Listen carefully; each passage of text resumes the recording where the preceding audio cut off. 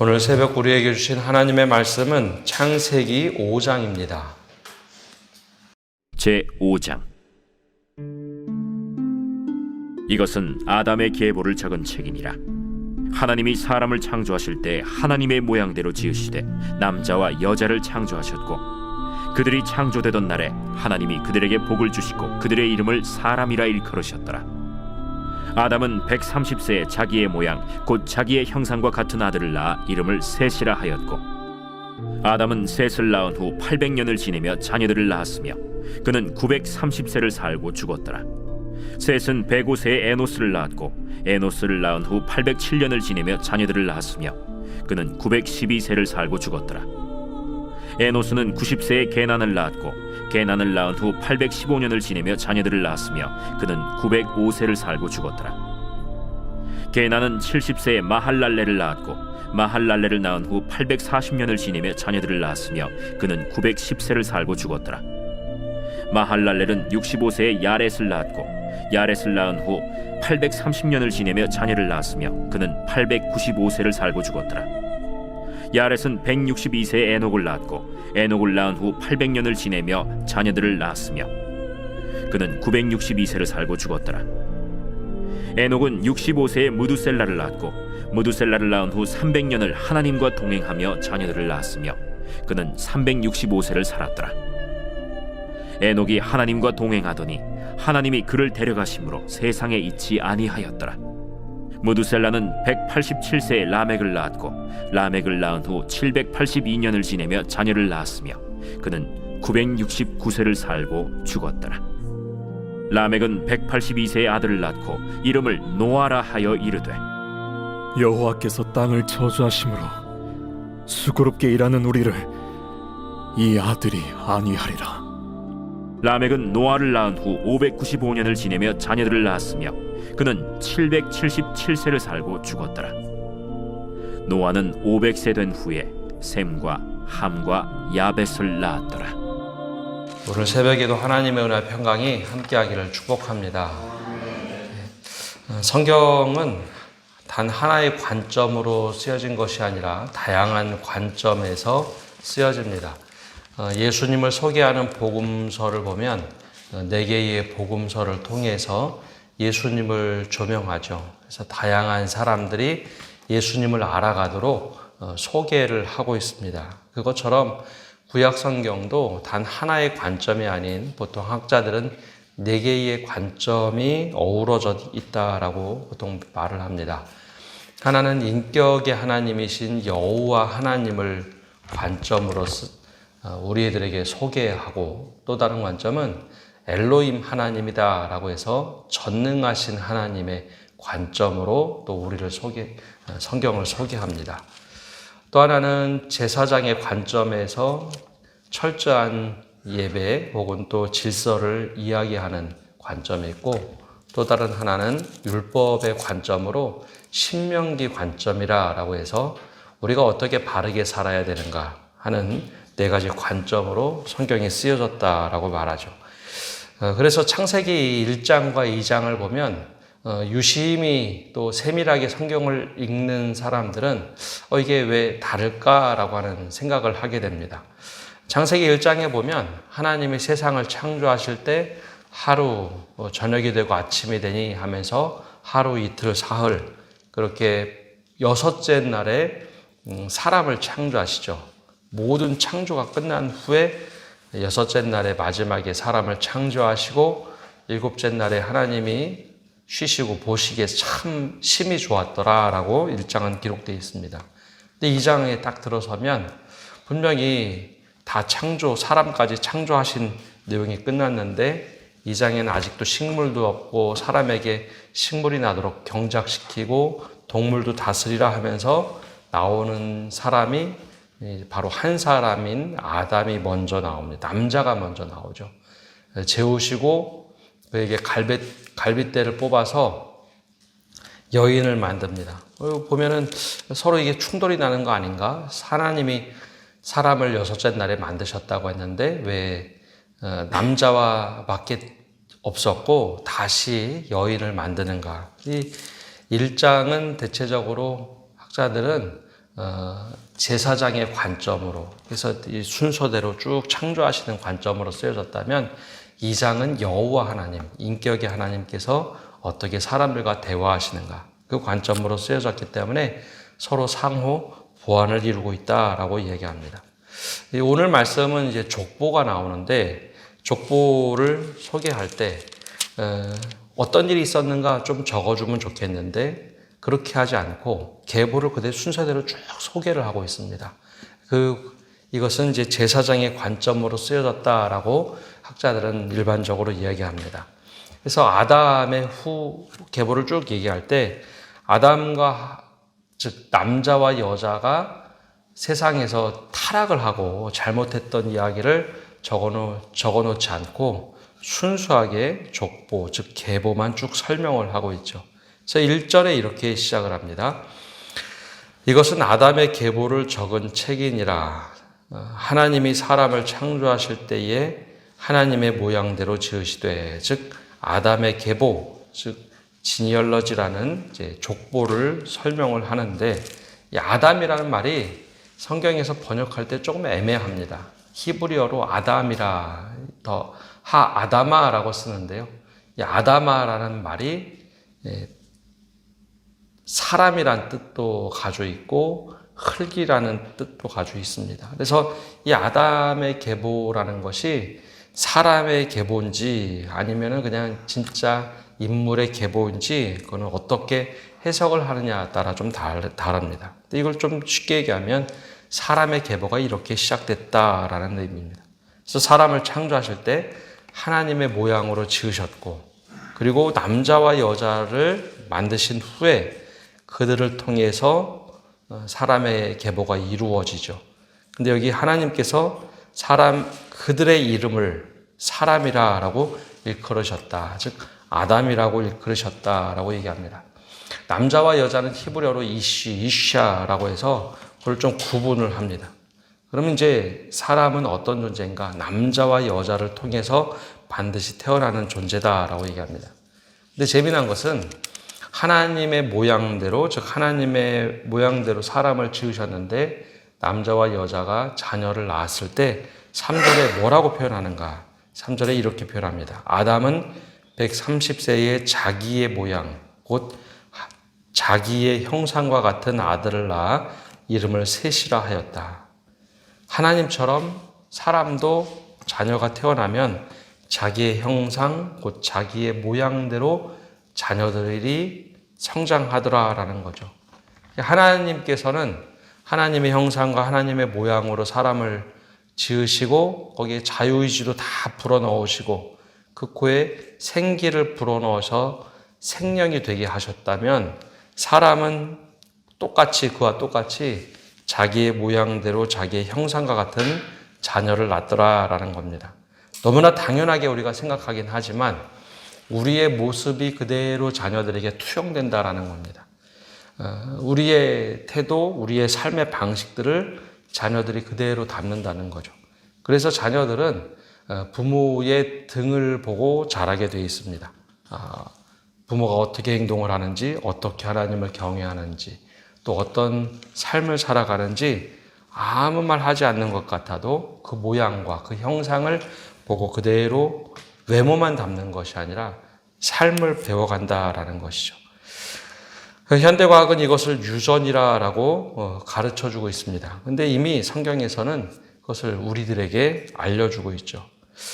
근데 시간이 가면 갈수록 하나님의 생명력이 점점 이제 줄어들기 시작합니다. 처음에는 그 생명력을 고스란히 가지고 있던 사람들이 오늘 이 말씀을 보면 하나님의 근원으로부터 조금씩 멀어지면서 생명의 시간들이 조금씩 줄어들기 시작합니다. 물론 중간에 갑자기 늘어나는 무드셀라 같은 경우도 있지만 점차적으로 생명력은 잃기 시작하죠.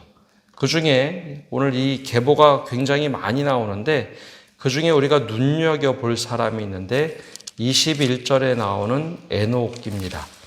다른 사람들은 다 계속해서 반복되는 것이 몇 세에 누구를 낳고 몇 년을 지내다가 자녀들을 낳고 몇 세에 죽었더라라고 하는데 에녹만큼은 좀 다릅니다.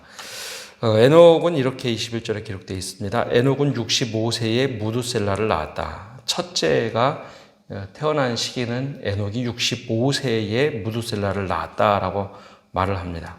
근데 에녹이라는 이름의 뜻이 순종하는 자, 또 하나님께 바친 자라는 뜻을 가지고 있습니다. 하나님께 순종했던 사람. 그래서 하나님께서 그들의 이름을 사람이라고 붙였듯이 우리도 자녀들에게 이제 이름을 붙이며 살아가는데, 이 성경에 나오는 이름들은 특별히 그의 성품을 고스란히 반영하는 이름들로 되어 있습니다. 즉 하나님께 순종하는 자. 이때부터 성경을 이렇게 앞뒤를 쭉 읽다 보면 이때 이미 죄가 관영했다. 세상에 죄가 차고 넘치던 시대였습니다. 근데 그때 에녹만큼은 하나님께 순종하며 살았던 사람이다라고 알려주고 있습니다. 근데 65세에 무두셀라를 낳았는데 그 이후가 더 중요합니다. 22절에 보면 무두셀라를 낳은 후 300년을 하나님과 동행하며 자녀들을 낳았으며, 그 이후에 이제 자녀들을 낳게 되는데, 이 자녀들을 낳는 상황에서 즉 굉장히 어렵고 힘들고 정말 땀을 흘리고 수고하며 살아가는데, 다른 사람들과는 다르게 그의 관점이 하나님과 동행하는 사람이었다라고 말을 합니다. 동행하다. 사실 믿음이라는 것, 우리가 믿는다라는 게 굉장히 추상용어라서 하나님을 믿는 게 도대체 무엇이냐? 하나님을 믿는다는 게 내 마음에 품고 살아가는 거냐? 하나님을 믿고 살아가는 게 무엇이냐라고 할 때 제일 좋은 표현이 사실 동행입니다. 동행. 하나님과 동행하다. 내가 집에 있든지, 내가 사회에 있든지, 교회에 있든지, 어디 있든지 하나님과 동행하며 살아가는 것. 동행한다는 것은 멀리 뒤에 떨어지는 것도 아니고 늘 하나님께 묻고 살아가는 것을 의미하죠. 그래서 굉장히 친밀함을 표현할 때 동행이라는 단어를 씁니다. 그래서 에녹이 하나님을 기쁘시게 하며 살아가는 동행의 삶을 살아갑니다. 더군다나 자녀를 300년 동안 하나님과 동행하며 자녀를 낳았다. 65년 동안 무두셀라를 낳기 전 65년 동안에 어떻게 살았는지는 성경은 사실 별 관심 없습니다. 근데 자녀를 낳고 자녀를 보면서 하나님이 아마 이런 심정이겠구나. 자녀를 보면서 자녀를 키우면서 하나님과 동행하는 삶을 삽니다. 그렇게 300년 동안 하나님과 동행하며 살다가 24절에 이렇게 표현하죠.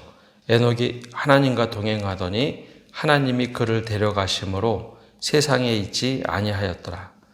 모든 사람들은, 다른 사람들은 죽었다라고 끝납니다. 몇 세를 살고 죽었더라. 근데 하나님과 동행하시다가 하나님께서 그를 불러가셨다. 그래서 죽음이라는 단어를 쓰지 않고 하나님이 그냥 데려가셨다라고 얘기합니다. 그래서 이 모습을 히브리서 기자는 어떻게 이해를 했는가 하면, 믿음으로 에녹은 죽음을 보지 않고 옮겨졌으니 하나님이 그를 옮기심으로 다시 보이지 아니하였느니라. 그는 옮겨지기 전에 하나님을 기쁘시게 하는 자라는 증거를 받았느니라. 기쁘시게 하는 사람.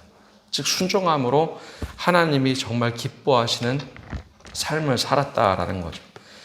이게 바로 이제 에녹의 삶인데, 우리의 삶과 뭐가 그렇게 다를까요? 사실 에녹이 살았던 삶은 우리의 성정을 가지고 있는 똑같은 사람입니다. 그런데 그의 삶의 히브리 기자는 하나님을 늘 기쁘시게 하는 삶, 하나님을 즐겁게 하는 삶이었다는 거죠. 이름에서 보여주듯이 순종의 삶이었다는 겁니다. 하나님과 동행하며 하나님 이건 어떻게 될까요? 하나님 이런 상황에서는 무엇을 해야 될까요? 그래서 이제 묵시문서 중에 하나가, 나중에 이제 외경 중에 하나가 에녹서입니다. 하나님과 동행하며 종말을 어떻게 맞이하는가. 그래서 그의 종말은 죽음으로 끝나지 않고 들려 올라간 엘리야와 같이 그렇게 하나님이 들려 올리신 사람 중에 하나입니다. 그래서 그의 핵심은 하나님을 기쁘시게 하는 것, 순종의 삶을 살았다라는 거죠. 근데 이때가 죄가 굉장히 관영했던 때. 그래서 그의 아들이 오히려 축복을 받습니다. 무두셀라, 25절에 나오는 무두셀라가 성경의 인물 중에 가장 오래 살았던 969세를 살게 되죠. 27절에 보면 그는 969세를 살고 죽었더라. 그래서 일곱 번째 손자였던 아담의 일곱 번째 손자였던 에녹은 그렇게 하늘로 올라가게 됩니다. 그리고 나서 마지막에 이제 노아가 나오면서 6장 계보가 끝나게 됩니다. 29절에 노아를 이렇게 소개를 합니다. 이름을 노아라 하여 이르되 여호와께서 땅을 저주하심으로 수고롭게 일하는 우리를 이 아들이 안위하리라 하였더라. 이 노아라는 이름의 뜻은 안위하다라는 뜻입니다. 안위하다. 하나님께서 땅을 이제 저주하시는데 아담이 그 죄 때문에 타락하고 땅이 저주를 받게 되죠. 근데 하나님께서는 저주받은 땅에서 엉겅퀴와 덤불이나 가시덤불이 나게 하고 사람으로 하여금 땀을 흘리며 살도록 만드셨습니다. 근데 계속 지켜보시는데 사람들이 자꾸 죄를 지으며 더 분리된 삶을 살아갑니다. 하나님께 순종보다는 하나님을 점점 잊어가는 삶. 그래서 하나님께서는 아담의 이 첫째 계보를 통해서, 즉 첫째 아들들을 통해서 계속해서 믿음을 이어가게 하시고, 그러면 이 세상에 죄가 가량했는데 어떻게 할까?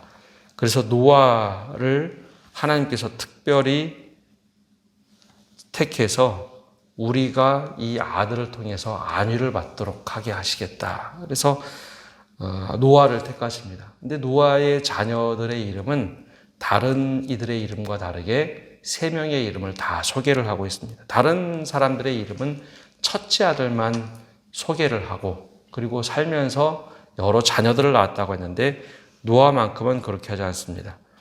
이 32절에 노아는 500세 된 후에 셈과 함과 야벳을 낳았더라.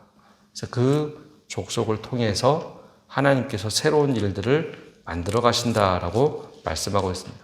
족보는 일반적으로 좀 따분하죠. 근데 여기서 말하는 족보는 인류가 어떻게 시작이 되었고 셈과 함과 야벳이라는 세 큰 지류를 통해서 인류가 어떻게 구성됐는지 보여줍니다. 그 중에 하나, 우리가 어떻게 살아야 될까? 이 계보 중에 에녹이라는 사람을 통해서 하나님과 동행하는 삶에 대해서 사모하라라고 알려주고 있습니다.